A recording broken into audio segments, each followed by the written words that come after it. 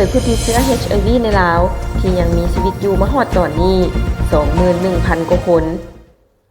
สนับสนุนโดยเป๊ปซี่ปัญหาพยาธิติดต่อทางเพศสัมพันธ์ที่คนกังวลสุดคือ HIV เพราะยังบ่ทันมียาปิ่นปัวให้หายขาดได้แต่เบิ่งจากตัวเลขแม่นยังมียอดสะสมเพิ่มขึ้นทุกปีเฉพาะปีนี้9เดือนพบผู้ติดเชื้อใหม่หลายกว่า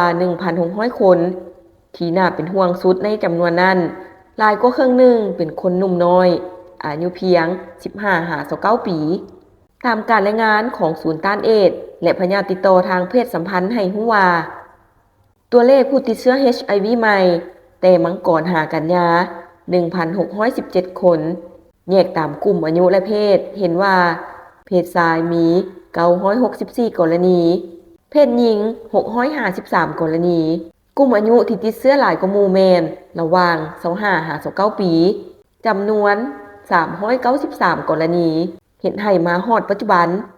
สปป.ลาวมีผู้ติดเชื้อ HIV สะสมที่ยังมีชีวิต 21,363 คนท่านพรประดิษฐ์สังไสยราชหัวหน้ากรมควบคุมพยาธิติดต่อกระทรวงสาธารณสุขกรมควบคุมพยาธิติดต่อรายงานเนื่องในพิธีระลึกวันสากลต้านเอดส์ประจำปี 2025เมื่อวันที่ 12 ธันวาคม 2025 ผ่านมานี้ว่าอิงตามการรายงานขององค์การสปส.ต้านเอดส์ในท้ายปี 2023มีผู้ติดเชื้อ HIV ที่ยังมีชีวิตอยู่ในทั่วโลกประมาณ 39.9 ล้านคนซึ่งเพิ่มขึ้นจาก 37.7 ล้านคนในปี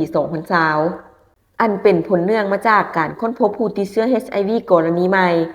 ยังสืบโตเพิ่มขึ้นและผู้ที่ติดเชื้อ HIV อยู่ก่อนแล้วก็มีอายุยืนยาวกว่าเก่าเฮ็ดให้จำนวนผู้ติดเชื้อที่มีชีวิตสะสมแม่นเพิ่มขึ้นในแต่ละปีดังนั้นพวกเรามีความจำเป็นต้องได้สืบโตขยายเวียกงานต้านเอดส์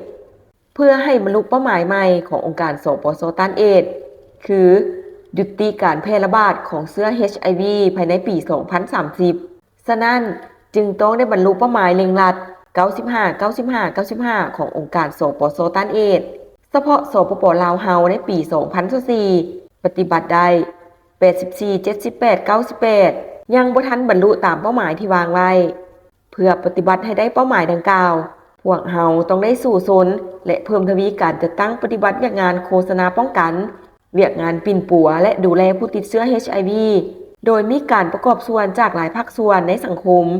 ทั้งภายในและสากลให้หลายขึ้นกว่าเก่าถ้าหากว่าท่านใดที่บ่มั่นใจหรือเป็นห่วงตนเองอยู่ในความเสี่ยงสามารถเข้าไปสถานที่บริการกวดเลือดส่องหาการติดเชื้อ HIV นับแต่ขั้นศูนย์กลางแขวงเมืองและสุขศาลาบางแห่งตานางปิ่นปัวผู้ติดเชื้อ HIV และเป็นพยาธิเอดส์ณตอนนี้มีอยู่ทุกโรงหมอแขวงและบางเมืองแล้ว Make lunch better. Ooh, Pepsi.